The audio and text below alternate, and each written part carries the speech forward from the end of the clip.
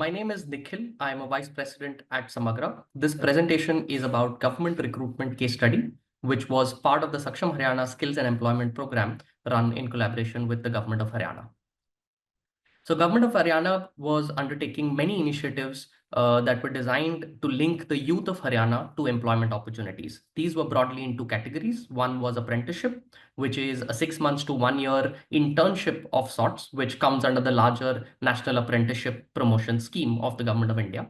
And the second one was employment, under which there were private sector jobs. This could be with Ola, Ubers of the world, like cab and taxi aggregator. This could be through a placement platform. This could be through a mega job fair, and so on and so forth. Whether it is for linking the youth to existing jobs in the private sector, or also creating new job opportunities. That was one part of the private job employment initiative. The other part, which is the focus of today's presentation, is the government job recruitment that is done through the Haryana Staff Selection Commission, or HSSC. This body is responsible for recruitment to Group C and Group D category jobs, which includes teachers, police constables, gardeners, cooks, peons, and so on and so forth. This is the largest government recruitment body in the state. And that's what we are talking about today. So firstly, the problem statement. The government recruitment process was fraught with inefficiencies, leading to a prevalence of rent-seeking behavior. This was one due to lack of objectivity. There was a lot of interview process that was involved for these junior most positions, which lead to a lot of discretion. Second, there was also a lack of capacity. There was understaffing in the recruitment body, and also a lot of manual time-consuming processes that was undertaken.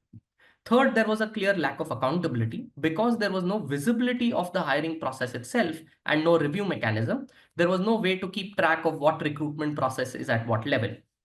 And the fourth and final thing due to all of these is a lack of transparency. There are a lot of court cases due to these opaque procedures, which further led to the delays in hiring. And this all put together, these inefficiencies made the whole recruitment process a fertile ground for corruption.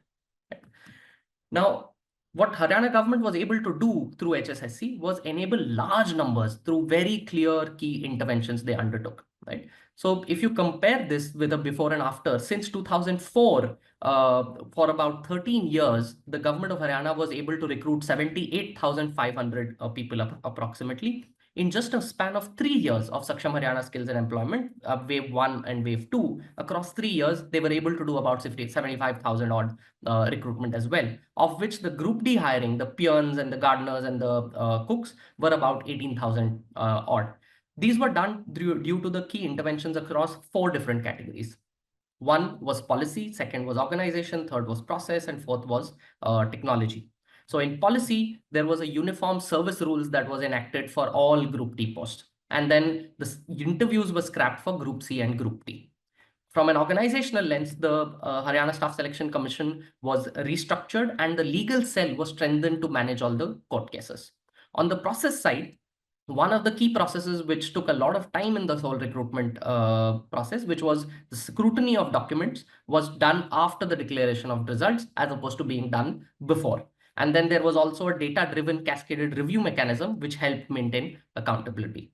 The fourth category was technology, where a web-based requisition system was set up, where the departments which needed hiring to be done could request or send a requisition to the Haryana Staff Selection Commission through an online mechanism. And from the applicant's lens, there was an online counseling process as well after these allocations were made. So these were some initiatives, interventions that were undertaken. Let me deep dive into all the categories one by one, by taking Group D hiring as an example. So the first thing that was done was the Chief Secretary of the Government of Haryana brought the Group D recruitment under the purview of HSSC. Before this, there were multiple committees, selection committees, which were supposed to fill the Group D vacancies. Now, this was brought under the purview of HSSC. This was the first policy intervention that was undertaken. After that, the Chief Secretary ordered for scrapping of interviews for Group C and Group D post through another government notification. Once this was done, there were uniform service rules that were enacted in the assembly of the Haryana government to streamline the recruitment process of the Group D recruitment across 74 departments and 117 posts.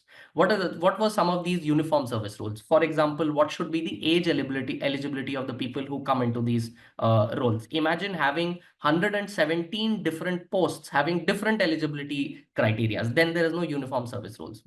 That was made uniform across. Similarly, education qualification, what should be the pay, what should be the recruitment process, what are the requirements on training, and so forth. And this act was passed in the Assembly of Haryana as uniform service rules, right? Then one of the things that also happened through this process is there were some senior stakeholders who were not really aligned. So they had inherently part of this act had become a provision where it said that if this act is inconsistent with existing rules, then the existing rules will take precedence over this act, which was counterintuitive and which left a lot of loophole where existing process would still continue even though this act was passed. So the act had to be amended to rewrite that sentence to say that if there is an existing service rule, then this act takes precedence over that.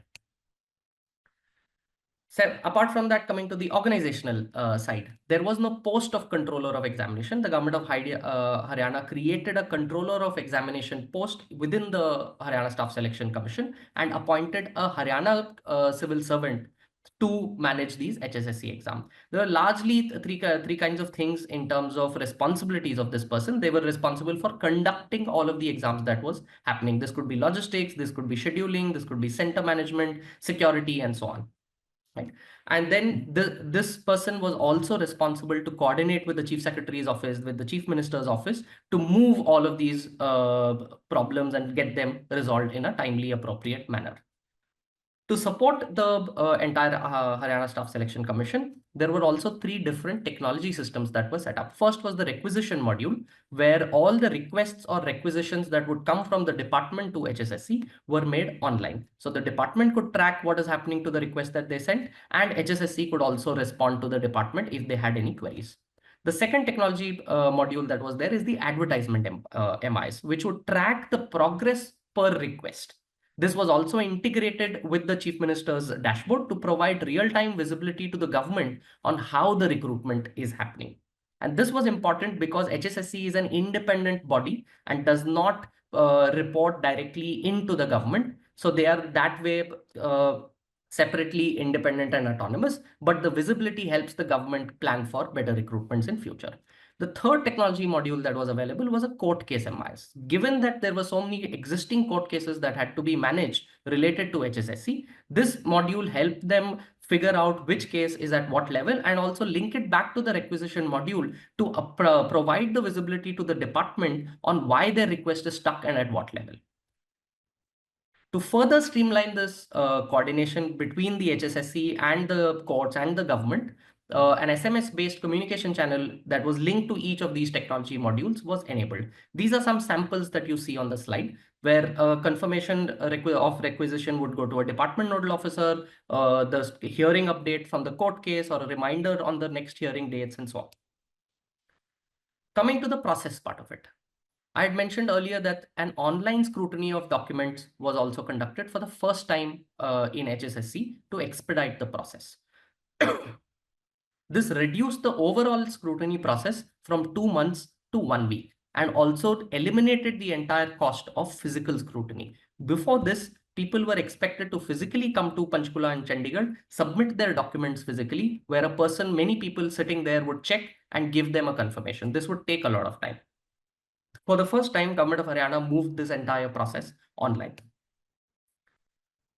Additionally, what was also done was to incorporate the candidate's preference in the recruitment cycle. A full-fledged counseling process was also enabled through the online application portal. So applicants could actually give the preference that they had on which department would they want to join first, second preference, third preference, fourth preference, should they get hired. And this ensured that everybody, while they were coming on merit, they were also getting a certain preference and their preferences were being accommodated in posts and departments. Nodal officers were appointed across all the departments who constantly engaged through multiple WhatsApp groups. So this entire process and entire program was run in a very structured, time-bound manner. These had officers from the Chief Minister's office, from the Chief Secretary's office, and the Haryana Staff Selection Commission on one platform. These groups also did daily scrum meetings where for about 15 days in the run up to these recruitments, key officials from across these entities would meet in the Chief Secretary's office. And there was a mandatory briefing with the officer of the Chief Minister's office every single day, which ensured that all the issues related to the Group D recruitment were discussed and resolved in a time-bound manner. Exam management as well was also streamlined through timely approvals and coordination with the district administration. This involved coordination with universities and colleges for getting venues, mapping their seating capacity through the district administration, then mapping what human resources will be needed for invigilation. Some colleges and universities also had exams around the same time, so they had to be rescheduled, then coordination with the district administration for security, and so on and so forth. Finally, after the examination and the results were announced, the joining was initiated within 1 working day of the announcement of results. So on 19 January 2019, the Group D results were announced by HSSC. On 20th January, the allocation of selected candidates were as per preferences were provided. On 21st January, an SMS was sent to all the successful candidates that they have to join within the next day, so that they could so that the government could avoid court cases in some sense. And on 22nd January, the joining process and the lists of the final candidate were handed over to the departments. And 25th January, majority of the joinings were completed. And until 6th February, the Chief Secretary's office was constantly monitoring through an online tracker on which departments had already completed joining. Thus, the recruitment of Group D posts was a mammoth exercise. This was cutting across 74 departments of the Haryana government for 117 different post types. There were 758 exam centers. More than 18 lakh people applied for these posts, and 18,000 odd job offers were given. And this was covered across the board in media. In fact, one of the interesting things that happened was for 18 lakh people to move around Haryana to give this exam, new trains had to be sanctioned by the Railways Ministry. Otherwise, travel was becoming a big problem. And this was a huge success for the Haryana government as well. This also became a political message from the Chief Minister himself. The 2019 election was fought by the incumbent government on the merit of having provided these jobs to the youth of Haryana. One of the interesting things that was also mentioned during this election campaign was that majority of these recruitment had happened across all the villages. Most of the villages of Haryana were covered through these recruitments. A revised process has also been proposed now for a Group C hiring to make that more efficient. So from a candidate's point of view, what is intended to happen is that there is a one-time registration process, and they take a central examination test, which is conducted at frequency and which gives them a score which becomes valid for 3 years.